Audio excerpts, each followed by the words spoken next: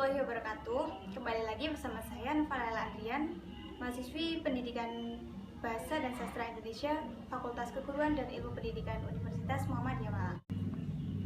Di videoku kali ini akan menjelaskan pembelajaran inovatif di era pandemi COVID-19.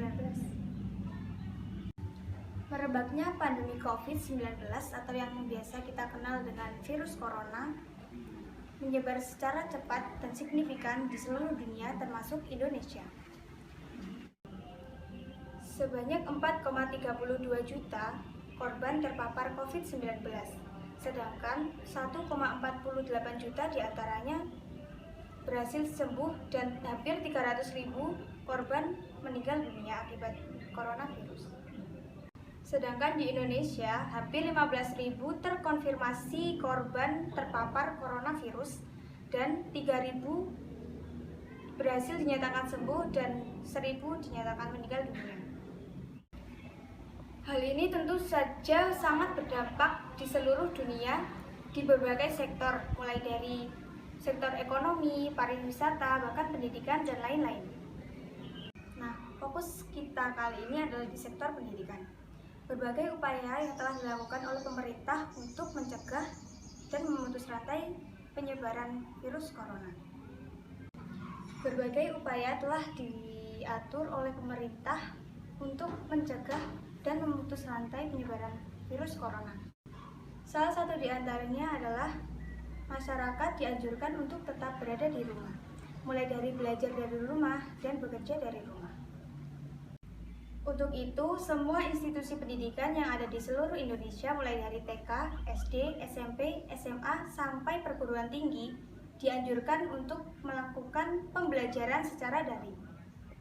Dengan memanfaatkan teknologi yang ada, belajar dan bekerja dari rumah ini kita bisa melakukan dengan memanfaatkan berbagai platform seperti via Zoom, Google Classroom, dan Google Meet.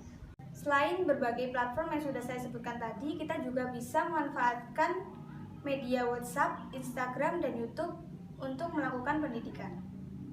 Dengan platform tadi, kita bisa berinteraksi tatap muka dengan dosen, guru, dan siswa lainnya. Sehingga kita tetap bisa melakukan pembelajaran walaupun tidak secara langsung.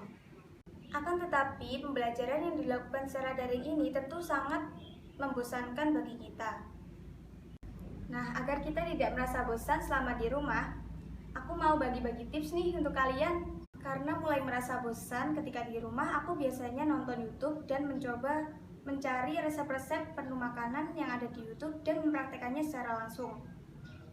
Jadi buat kalian yang suka masak seperti aku, bisa mengeksplor kemampuan kalian dengan mencari berbagai resep yang ada di YouTube, kemudian melakukannya secara langsung agar kita tidak merasa bosan selama di rumah. Sehingga kita bisa mendapatkan tambahan pengetahuan mengenai memasak yang kita peroleh dari menonton video yang ada di YouTube. Jadi intinya adalah saat kita merasa bosan selama pembelajaran di rumah ini, kita bisa mencoba hal-hal baru yang kita sukai seperti yang tadi aku suka dengan memasak. Kita bisa mengeksplor dan kita bisa mempraktekannya secara langsung. Selain itu, kita juga mendapatkan ilmu pengetahuan secara luas. Buat kalian yang tidak terlalu suka memasak, kalian juga bisa membaca buku-buku yang belum kalian pahami sebelumnya, atau kalian juga bisa bermain game. Selain itu, bisa menonton drama atau membaca Wattpad. Nah, dengan begitu kalian selama di rumah tidak akan terasa terlalu begitu bosan. Nah, itu saja tips-tips dari saya. Semoga kita bisa melewati pembelajaran selama pandemi COVID-19 ini dan semangat belajarnya ya. Sekian dari saya. Wassalamualaikum.